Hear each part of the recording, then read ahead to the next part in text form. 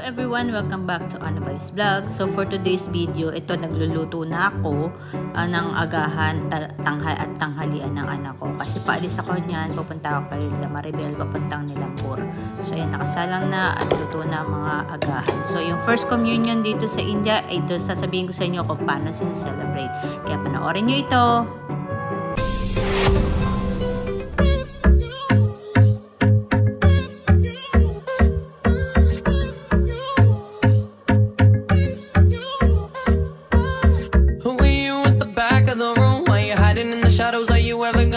So, ito, nagdadrive na naman ulit tayo papunta kay Maribel sa Nilambur. Alam niyo ba na first communion ni Alisa yung kanyang bunso. Kaya naman naimbitahan tayo, nag-send siya sa atin ng invitation letter. So, ayan yung invitation letter na sinend ni Maribel sa atin na yun. Ngayon nga yung first communion niya. Since Roman Catholic sila, si Maribel at saka yung family ng asawa niya is Roman Catholic. So, in-invite niya tayo na umattend or mag-celebrate ng kanyang first communion ni Alisa, yung kanyang bunsong babae. So, ayan, naglalakbay na ako at ako yung nagdadrive papunta ng Nilambur.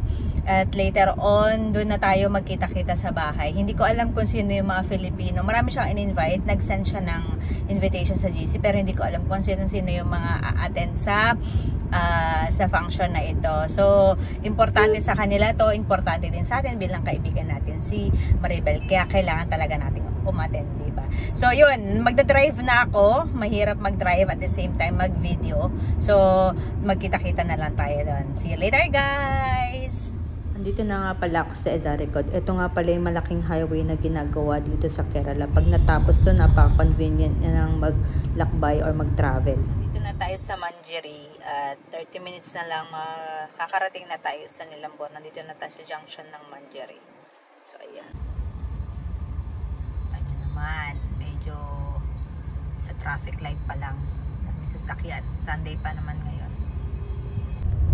Malapit na tayo kay Maribel at 1.4 7.8 kilometer na nandun na tayo.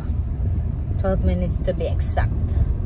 At ito lang may sasabihin lang ako sa inyo na isa tayo sa mga pinakaswerteng Pilipina dito sa India, basically sa Kerala, particularly dito sa Kerala. Kasi nakakapag-drive tayong ng mag-isa. At nakakabisado na natin yung mga daan. Kasi naman, gumagamit pa rin naman ako ng GPS or ng Google Map paminsan-minsan. Lalo na mga ganitong malalayo. Di ko matandaan yung mga lugar. Maraming pasikot-sikot. So, gumagamit pa rin talaga ako ng GPS. Pero, yun nga. Isa tayo sa lucky na Pilipina dito kasi nakapag-drive tayo. Pinapayagan ako ng asawa ko na mag-drive mag-isa. Kasi para, kabisado ko yung lugar. At saka syempre, mas masaya mag-drive, diba? Hindi ko kasama yung anak ko kasi nga alam nyo naman yung mga teenager na ngayon. Kakaiba na mga teenager ngayon. Mga masyado na sila mga stubborn. Nang last time na pumunta kami sa Alaba namin, yun, kasama ko yung panganay ko, tsaka bunso ko, tsaka yung par babies namin. Pero yung mga ganito minsan, pag yung bunso ko lang, hindi mo mas papasama yun. So, instead na nasa bahay lang ako, diba? At least yung hobby ko, support naman ng hobby ko na may tiwala naman siya sa akin na makakapag-drive ako mag-isa at hindi ako magpapano. In 300 meters, syempre, slight left onto Tiruvallai Company. Naririnig yung aking GPS at sinasabi slight right daw. 200 meters. Malapit na tayo kay Maribel. Kaya, ayan, mag-aan na tayo. Malapit na tayo sa kanila. Dito na tayo sa junction. Another junction papunta sa kanila.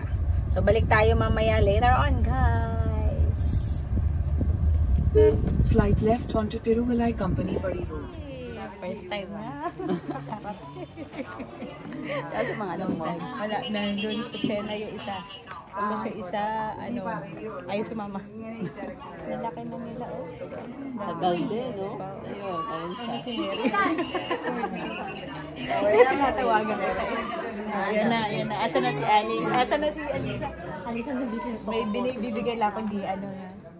So, isa sa tradition dito sa India na pag first communion ay yun, nagpipicture taking sila, lahat ng family.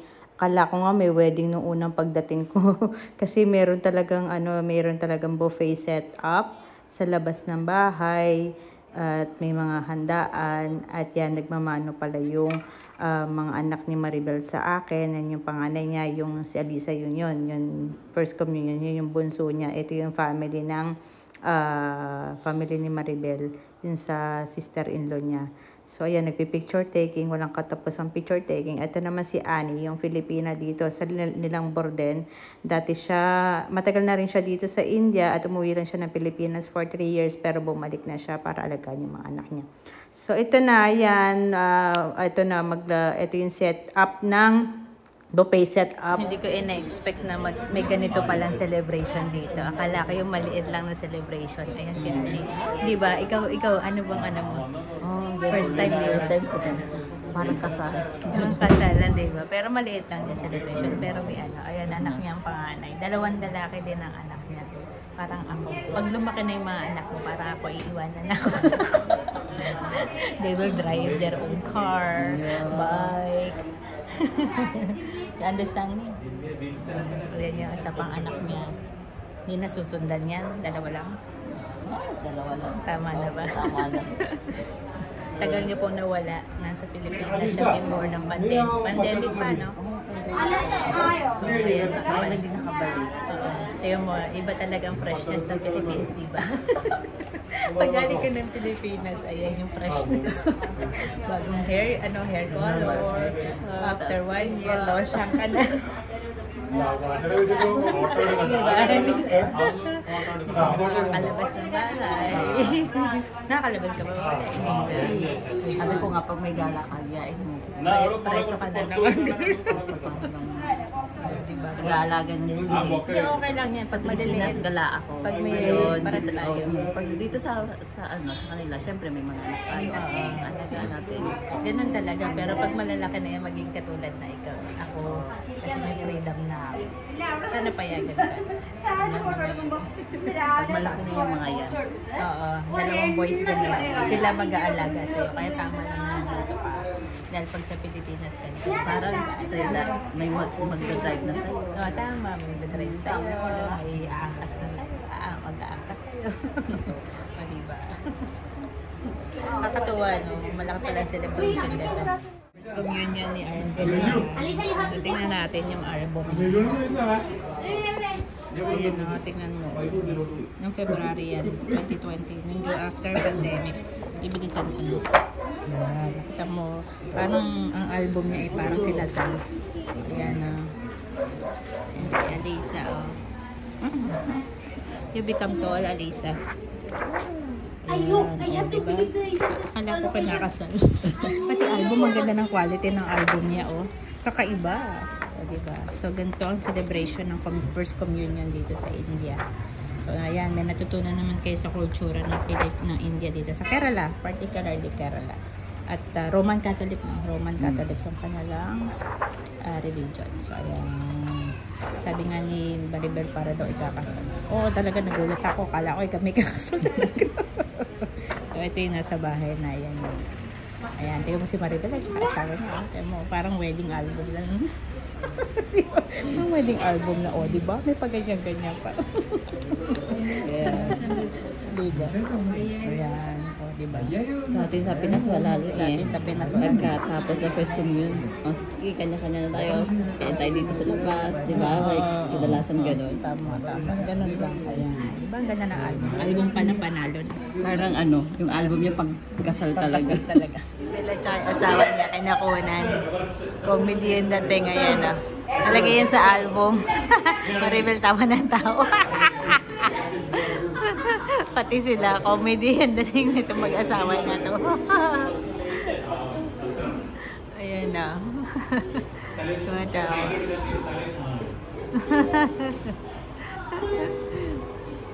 Nakakatawa. Kasi sa rendo niya, ayan. Kapatid niya babae. Yan na, tapos.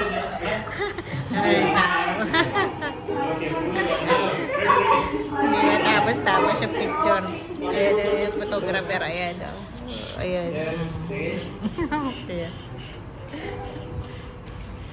Ayan. Ayan. Lunch time na. Ang bisita. Hindi ka na nga dapat na ganyan. Kaya nga, buti naman. Ako din natatakam ng ano. Sapin-sapin. Sapin-sapin. Yeah. Umalis na tayo dun sa bahay nila Maribel kasi tapos na yung function. So, ayan, para nagdadrive na ako pabalik uli ng Tirur. So, thank you so much. Sana may natutunan uli kayo sa culture dito sa India, yung first communion ng mga Roman Catholic. Yan, parang sineselebrate din ng ano, di ba? Parang may kakasal. So, yun. Thank you so much for watching, guys. God bless. Stay safe. Bye!